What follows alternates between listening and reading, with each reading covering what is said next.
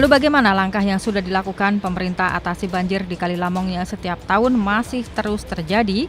Perlu pemirsa ketahui, bagian hulu Kali Lamong terletak di Kabupaten Lamongan dan Mojokerto, sedangkan bagian hilirnya di perbatasan Kota Surabaya dan Kabupaten Gresik, serta bermuara di Selat Madura. Daerah aliran Kali Lamong memiliki luas kurang lebih 720 km persegi dengan panjang alur sungai kurang lebih 103 km. Debit Kali Lamong cenderung besar namun tidak mampu dialirkan dengan baik sehingga air sungai meluap dan mengakibatkan Kabupaten Gresik mengalami banjir setiap tahun, termasuk di Kabupaten Mojokerto dan Kota Surabaya. Jika Gresik dan Mojokerto masih kebanjiran karena terkena luapan Kali Lamong, maka di Surabaya tepatnya di Pakal Benowo yang menjadi langganan banjir tiap tahunnya karena luapan Kali Lamong kini sudah tidak kebanjiran lagi. Ini karena Pemkot Surabaya memastikan telah menyelesaikan tanggul konvensional dari tanah sepanjang 14 km di sepanjang Sungai Kali Lamong yang melintasi Surabaya pada bulan November 2020 lalu. Sehingga saat musim penghujan seperti sekarang, tanggul tersebut dapat mencegah terjadinya banjir saat debit air Kali Lamong tinggi. Saat itu pada 18 Desember 2020, Wali Kota Surabaya Tri Risma hari ini menjelaskan endapan lumpur di Sungai Bengawan Solo tinggi. Sehingga saat hujan deras maka aliran air meluap dan turun ke anak sungai.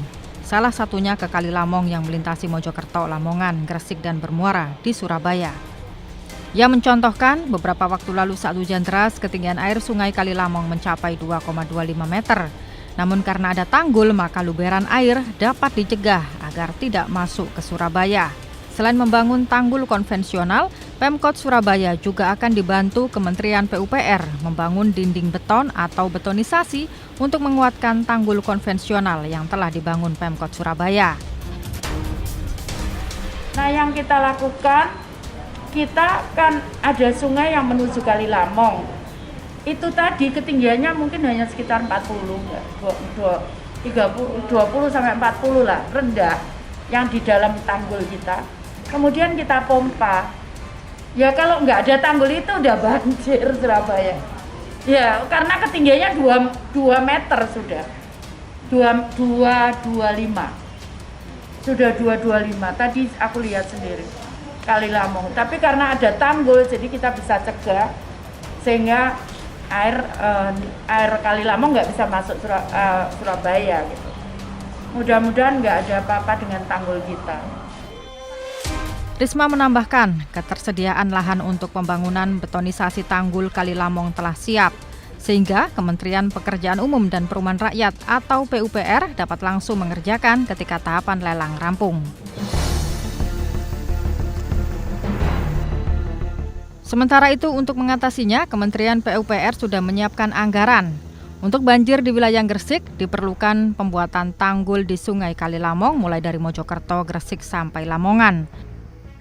Untuk Kali Lamong, Kementerian PUPR menyiapkan anggaran 1,1 triliun rupiah untuk pembuatan tanggul dan pembebasan lahan. Namun untuk pembebasan lahan diserahkan ke kabupaten masing-masing yang sampai saat ini tidak kunjung selesai.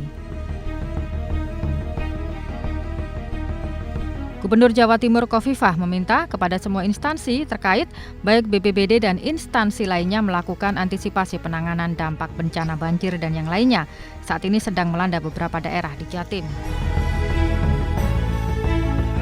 Di beberapa titik itu memang hulunya adalah tanggul itu harus disiapkan, flatway itu harus disiapkan.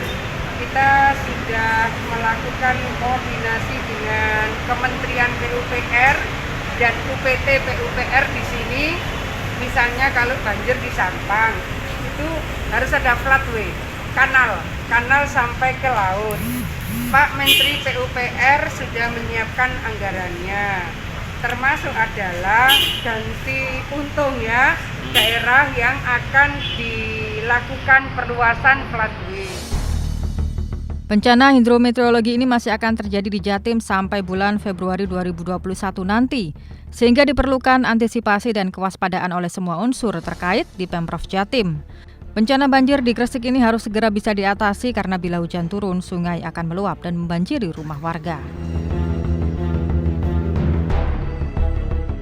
Secara umum, warga Jawa Timur hendaknya terus melakukan kewaspadaan pada saat musim hujan seperti sekarang ini, terutama warga yang tinggal di areal sungai atau dekat dengan bantaran sungai.